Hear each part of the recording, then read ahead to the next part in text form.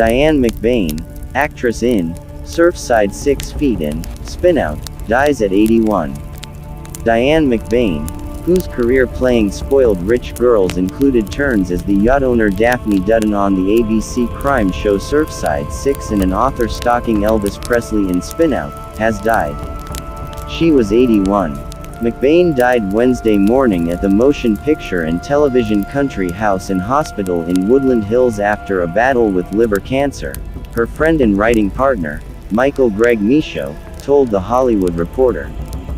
McBain also guest-starred on 4 episodes of ABC's Batman, first as a hat shop assistant who's in cahoots with David Wayne's Mad Hatter in 1966 and then as stamp company proprietor Pinky Pinkston. She wore only pink and had a pink dog, on the memorable 1967 installment that featured the Green Hornet Van Williams and Kato Bruce Lee.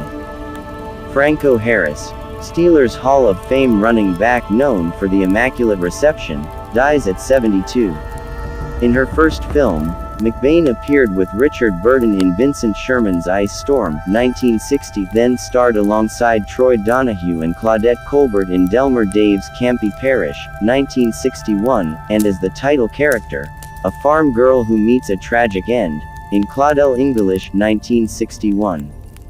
A contract player at Warner Brothers straight out of high school, McBain broke out as the loopy Daphne on the 1960-62 Miami Beach set crime show Surfside 6. Her character owned a yacht, the Daffy II, that was berthed next door to the houseboat that served as home base for the private detectives portrayed by Williams, Donahue and Lee Patterson. She portrayed Diana St. Clair, an author of books that help women get their men, in Spinout 1966, finding Elvis Mike McCoy the perfect subject to track for her next project, The Perfect American Male. In Tom Lisanti's 2001 book, Fantasy Femmes of 60s Cinema, McBain said she regretted being typecast as bad girls. "I wanted to play the ingenue," she said.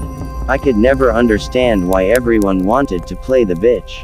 Because when you go into society, people view you as they see you on screen. It's terrible to be thought of as this messy, horrible person when you're not. When I was about to graduate from high school, they offered me the role of Richard Burton's granddaughter in Ice Palace," she told Lisanti. "And believe it or not, I didn't even know who Richard Burton was. He was an English actor, and I was a teeny bopper." She had made her on-screen debut in 1959 on an episode of ABC's Maverick, and in addition to Surfside 6, she showed up on many other Warner Brothers TV shows, including The Alaskans, Sugarfoot, Lawman, 77 Sunset Strip, Hawaiian Eye and Bourbon Street Beat.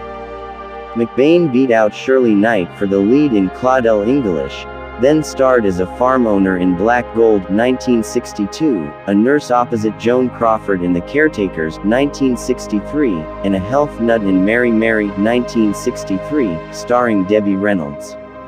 She then reunited with Donahue for A Distant Trumpet, 1964, the last film directed by Raoul Walsh. She left Warner Brothers after refusing a small part in Sex and the Single Girl, 1964.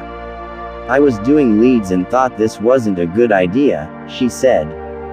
McBain battled with characters played by Shelley Fabares and Deborah Wally for Elvis affection in Spinout, but her Diana wound up marrying an older guy portrayed by Carl Betts. McBain then appeared in the low-budget AIP films Thunder Alley, 1967, directed by Richard Rush, Mary Jane, 1968, and, as the savage leader of a motorcycle gang, The Mini-Skirt Mob, 1968. Her resume included the films 5 The Hard Way, 1969, I Sailed to Tahiti with an All-Girl Crew, 1969, The Broken Hearts Club, 2000, and Besotted, 2001, and episodes of Burke's Law, The Wild Wild West, Police Story, The Man from U.N.C.L.E., Hawaii Five-0, Charlie's Angels, 8 is Enough, Dallas, Days of Our Lives and Knight Rider. She entertained U.S. troops overseas in the 60s and counseled rape survivors after she herself was victimized in 1982. She lived a full life and experienced every opportunity that presented itself. She was very kind, thoughtful, loyal and generous, and she had a wicked sense of humor, Michaud, her friend of 35 years, wrote on social media.